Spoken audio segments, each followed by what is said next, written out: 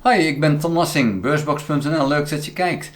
Is het inderdaad zo spannend in de Verenigde Staten voor wat betreft de verkiezingen in november? Nou, ik denk zelf van niet. Ik denk dat er wel duidelijk is wie die verkiezing gaat winnen.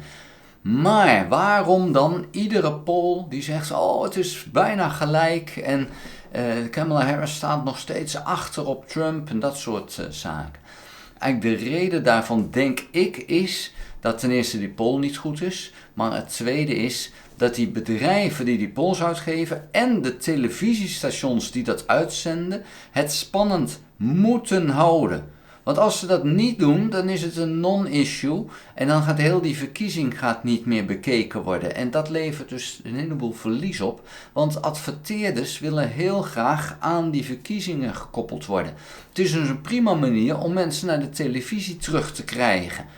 En ja, daar zit veel geld in. Ook de politieke partijen vinden het fantastisch als er veel mensen betrokken blijven. Dus iedereen heeft er baat bij dat het spannend blijft.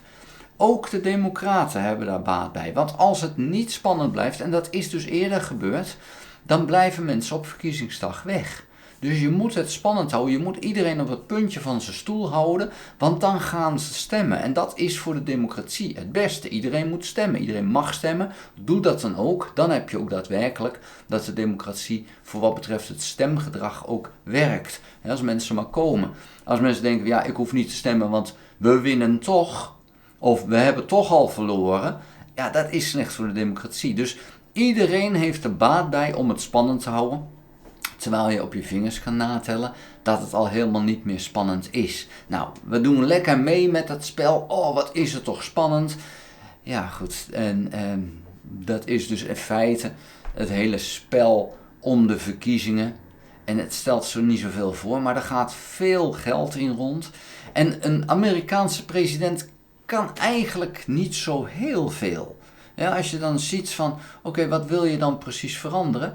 Aan de andere kant, je moet nageven, van alle presidenten de laatste, zeg maar 60 jaar, heeft Trump het meeste kunnen doen. Het was niet goed, maar hij heeft het meeste kunnen doen. Hij heeft gewoon zaken doorgedrukt, omdat hij zoiets had, ik heb er scheid aan. En toen bleek gewoon dat het systeem, als je daar maar scheid aan hebt, dat kan jou niet tegenhouden.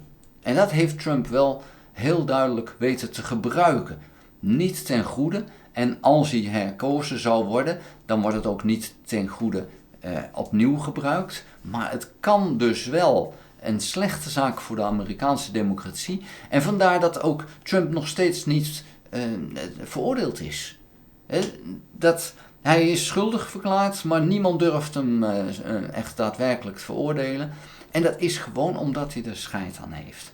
En het spel heel goed speelt, druk uitoefenen, advocaten erop zetten, honderden rechtszaken openen en traineren. Ja, dan ga je dat systeem misbruiken en daar is het systeem niet voor opgezet. En als je dat maar crimineel genoeg doet, ja, dan kan je daar dus van winnen. En ja, dat is een manier waarvan ik zou zeggen, ja, dat is in feite een fascistisch gebeuren, hè, met druk erop zetten, mensen onder druk zetten, bedreigen en dergelijke. Ja, dat is zoals het fascisme werd opgezet in Italië en in Duitsland. En dat is ook het spelletje wat Trump speelt. En daar is de Amerikaanse overheid daar niet op voorbereid. En je mag je afvragen of in Europa we daar wel op voor zijn bereid. Of we niet ook nog weer zo'nzelfde slag zouden kunnen gaan krijgen zoals in de jaren 30 is gebeurd. En we zien nu in Amerika hetzelfde gebeuren. Aan de andere kant, ik denk dat die verkiezing nu eigenlijk wel duidelijk zou moeten zijn.